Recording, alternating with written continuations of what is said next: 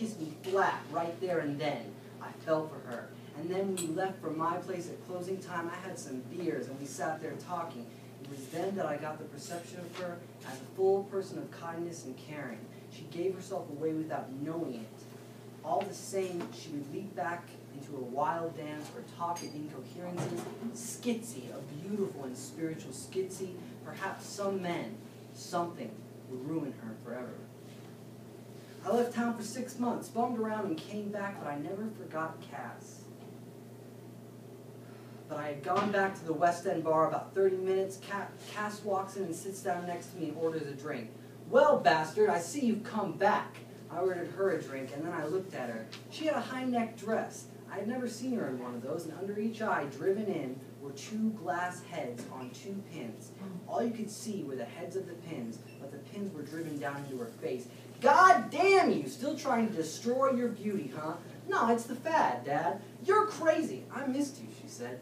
Is there anyone else? No, there isn't anyone else, just you, but I'm hustling. It costs $10, but you get it for free. Pull those pins out. No, it's the fat. It's making me unhappy. Are you sure? Hell, yes, I'm sure. She slowly pulled those pins out of her face and put them in her purse. Why do you haggle your beauty, I asked. Why don't you just live with it? People think that's all I have. Beauty is nothing. Beauty won't stay. You don't know how lucky you are to be ugly, because if people like you, you know it's yourself. Okay, I said, I'm lucky. I don't mean you're ugly. People just think you're ugly. You have a fascinating face. Thanks. We had another drink. What are you doing, she asked. Nothing. I can't get on to anything. No interest. Me neither. If you were a woman, you could hustle. I don't think I could ever make contact with that many strangers. It's wearing. You're right, it's wearing. Everything is wearing. We left together. People still stared at her in the street. She was a beautiful woman, perhaps more beautiful than ever.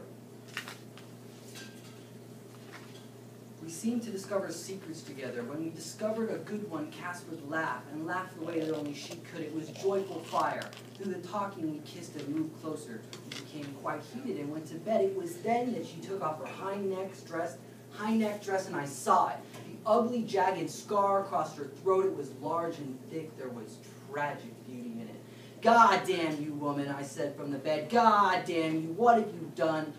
I tried it with a broken bottle one night. Do you not like me anymore? Am I still beautiful? I pulled her down to the bed and kissed her. She pushed away and laughed. Some pay me 10 and I undress and they don't want to do it. I keep them 10. It's very funny.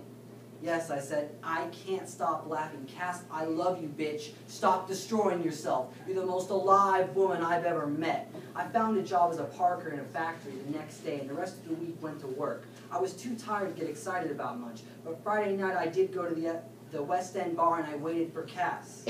The bartender looked at me when I was fairly drunk. I'm sorry about your girlfriend. What is it, I asked. I'm sorry, didn't you know? No. Suicide. She was buried yesterday. Buried? I asked. It seemed as though she would walk through the doorway at any moment. Her sisters buried her. A suicide? Mind telling me how? She cut her throat. I see. Give me another drink.